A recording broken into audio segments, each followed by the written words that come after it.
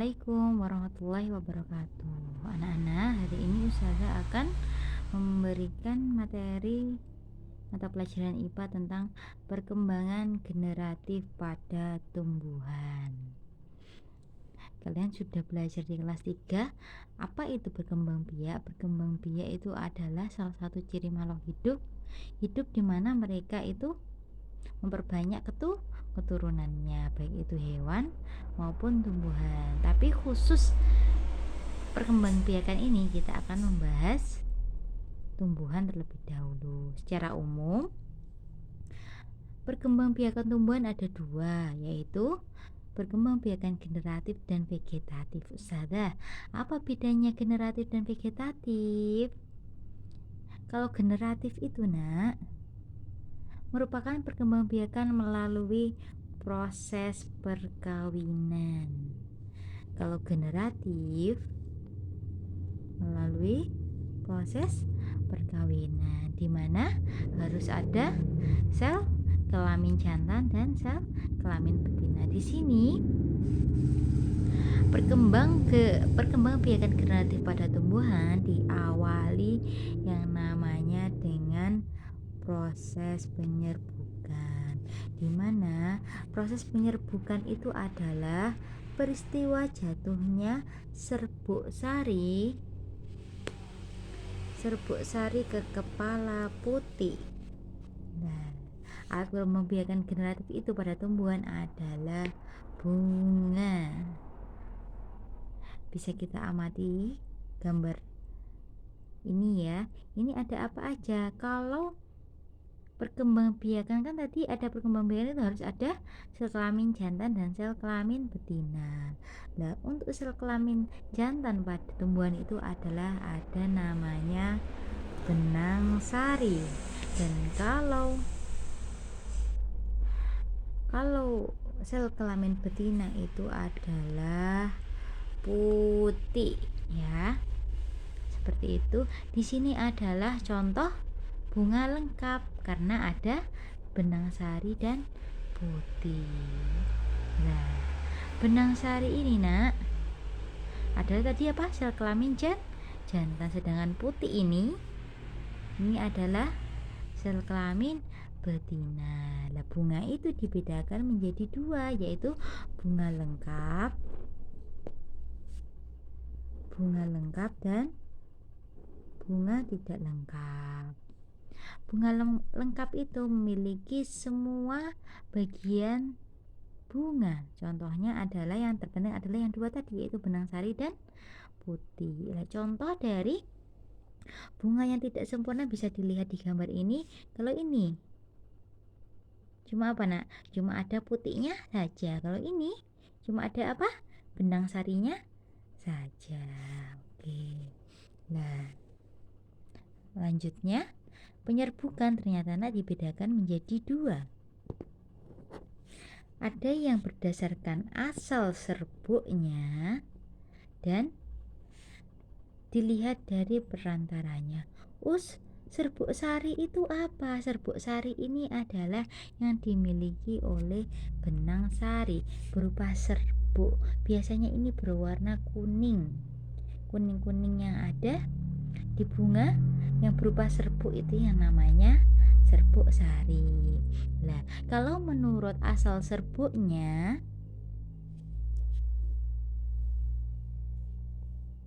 dibedakan menjadi 4 ya. Ada penyerbukan sendiri, ada penyerbukan tetangga, ada penyerbukan silang, dan ada penyerbukan bastar. Saya jelaskan satu persatu.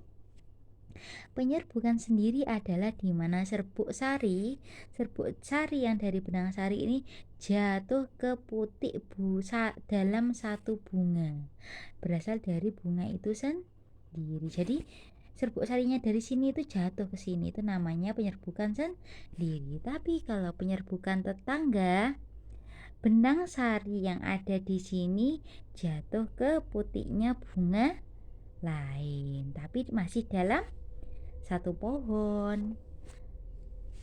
Kemudian penyerbukan silang. Nah, ini serbuk sari yang ada di sini jatuh ke putik yang sini, sedangkan serbuk sari yang di sini jatuh ke putik yang sini dalam pohon yang berbeda. Itu namanya penyerbukan silang. Sedangkan penyerbukan bastar adalah serbuk sari jatuh ke kepala putik bunga lain yang sejenis tetapi beda varietas. Varietas itu apa? Varietas itu adalah contoh padi. Padi itu ada banyak macamnya. Contoh, ada padi yang wangi dan ada padi ketan. Nah, itu sama-sama padi kan, jenisnya sama-sama padi, tapi ciri fisiknya itu berbeda. Contoh, kalau padi ketan itu lengket, sedangkan padi wangi itu berbau harum. Itu adalah contoh dari varietas dalam satu jenis tumbuhan. Seperti itu. Itu tadi apa namanya? Penyerbukan bastar. Serbuk sari jatuh ke kepala putik bunga lain yang masih sejenis tapi beda varietas. Seperti itu. Nah, sekarang kalau berdasarkan perantaranya, penyerbukan dibagi menjadi 4. Penyerbukan bantuan angin istilahnya adalah anemogami. Sedangkan penyerbukan dengan bantuan hewan, zoo. Kita ingat zoo. Zoo itu adalah apa kebun binatang. Kalau hewan adalah zoidiogami. Ya, kalau zoo itu pasti hewan.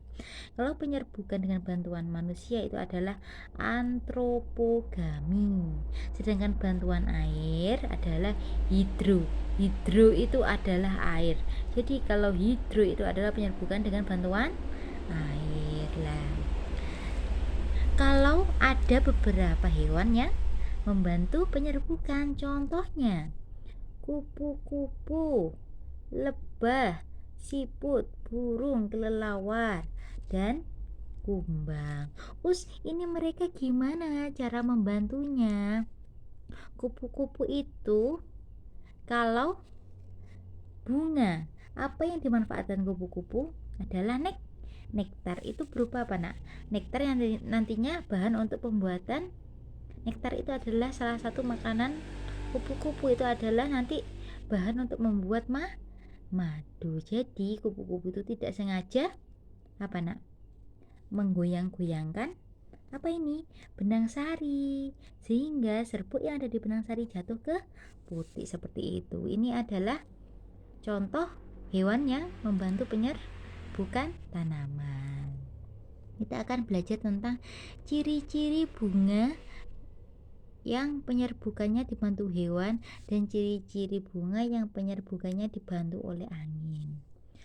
Kalau penyerbukannya dibantu hewan, otomatis warna bunganya itu mencolok atau menarik. Jadi karena warnanya menarik, serangga itu mau mendekati. Terus baunya itu khas, baunya wangi. Kalau seumpama kamu baunya wangi, pasti juga didekati orang lain, teman-temannya, ya ndak?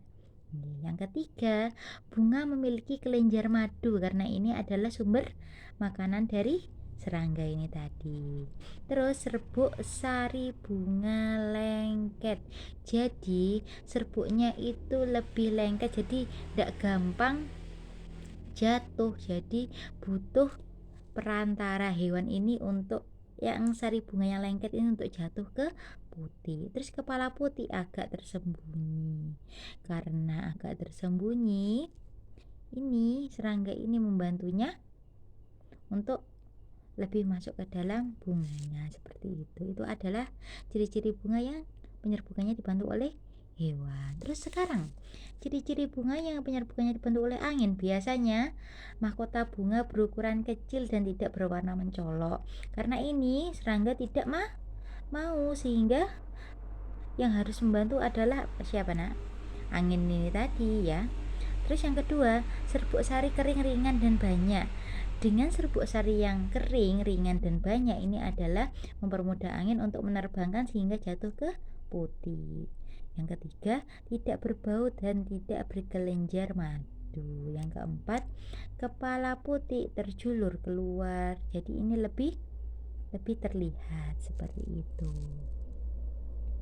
Nah, setelah penyerbukan terjadi pada serbuk sari, akan tumbuh buluh serbuk sari. Lalu serbuk sari akan masuk ke ruang bakal biji melalui buluh serbuk sari. Di dalam ruang bakal biji terjadi pembuahan ya nak. Di dalam ini nanti akan terjadi pembuahan. Pembuahan adalah apa tuh yang dimaksud pembuahan? Meleburnya serbuk sari yang dari sel kelamin jantan dengan kepala putih. Hasilnya adalah nanti namanya zigot. Pembuahannya nanti hasilnya namanya zigot. Zigot nanti akan berkembang menjadi lembaga akan berkembang menjadi bakal biji berkembang menjadi bakal buah, dan bakal buah ini nanti berkembang menjadi daging buah ini yang bisa kita makan. Nah, lembaga yang berada di dalam biji merupakan contoh tumbuhan baru. Anak-anak kalau melihat seumpama apa ya? Oh, itu biji nangka. Anak-anak pernah kan melihat biji nangka? Kalau semua biji nangka kita masukkan seumpama biji nangka, kita lupa, oh tadi buahnya sudah dimakan, tapi biji nangkanya masih tercampur buah lain, terus dimasukkan ke dalam kulkas. Nanti lama kelamaan akan muncul tunas. Lah tunas itu dari mana ya? Dari ini tadi nak, lembaga ini yang ada di dalam biji kayak ini nanti akan membentuk tunas sehingga menjadi calon tumbuhan baru. Ya, untuk pelajaran perkembangbiakan generatif sekian dulu. Mungkin kalau ada ditanyakan bisa ditanyakan lewat WA. Anak-anak bisa menggarisbawahi materi yang menurut anak-anak penting. Sekian dari Ustazah. Wassalamualaikum warahmatullahi wabarakatuh.